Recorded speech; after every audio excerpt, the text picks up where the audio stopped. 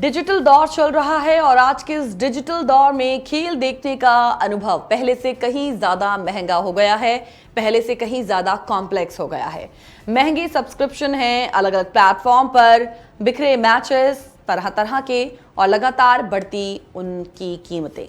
तो ऐसे में करोड़ों खेल प्रेमी एक और रास्ता चुनते हैं और वो रास्ता है इल्लीगल स्ट्रीमिंग का। लेकिन अब इस फ्री का खेल पर कड़ी चोट पड़ गई है।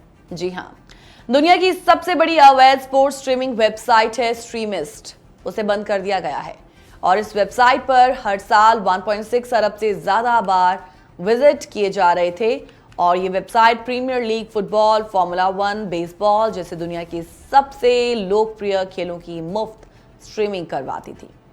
इस ऐतिहासिक कार्रवाई को अंजाम दिया है alliance for creativity and entertainment यानी कि ACE ने, जो डिजिटल पायरेसी के खिलाफ काम करने वाला एक बड़ा वैश्विक संगठन है।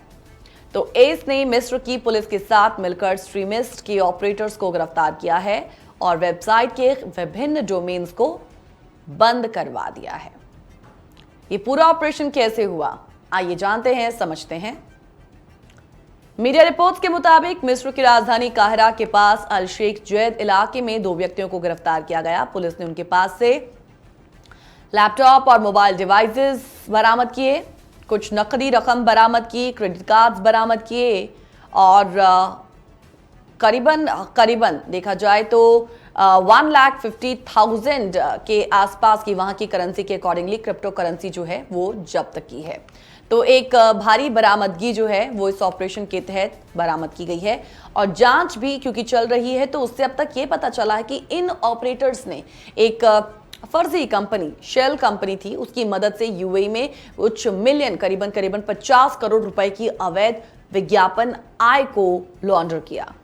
अब सवाल यह कि ये मामला इतना बड़ा क्यों है, तो वो भी जान लेते हैं। देखिए, खेलों का जो प्रसारण होता है आज एक बहु अरब डॉलर का उद्योग बन चुका है, बहुत बड़ी इंडस्ट्री है। अकेले पिछले साल अगर मीडिया राइट्स का वैश्विक मूल्य आपको बताएं तो वो है लगभग 5 लाख करोड़, 60 बिलियन।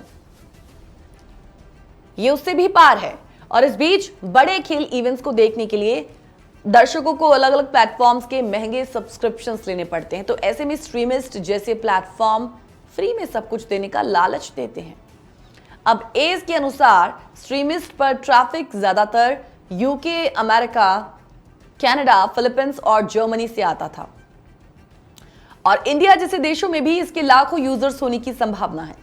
एज के चेयरमैन चार्ल्स रिफकिन ने इस कार्रवाई को डिजिटल पायरेसी के खिलाफ एक ऐतिहासिक जीत बताया है और वो कहते हैं कि हमने खेल संगठनों, प्रसारणकर्ताओं और दर्शकों के लिए एक बड़ी जीत दर्ज की है।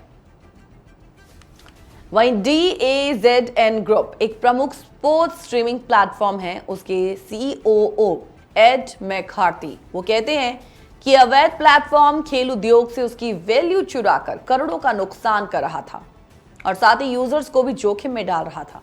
तो अब जो भी यूजर स्ट्रीमिस्ट के किसी भी डोमेन पर जाने की कोशिश करेगा उसे एक एस पेज पर रीडायरेक्ट किया जाएगा जहां उसे कानूनी स्ट्रीमिंग विकल्प सुझाए जाएंगे। अब अगला सवाल है कि क्या इससे पायरेसी वाकई ही रुकेगी? तो इस पर एक्सपर्ट्स तो मानते हैं कि हालांकि एंटरटेनमेंट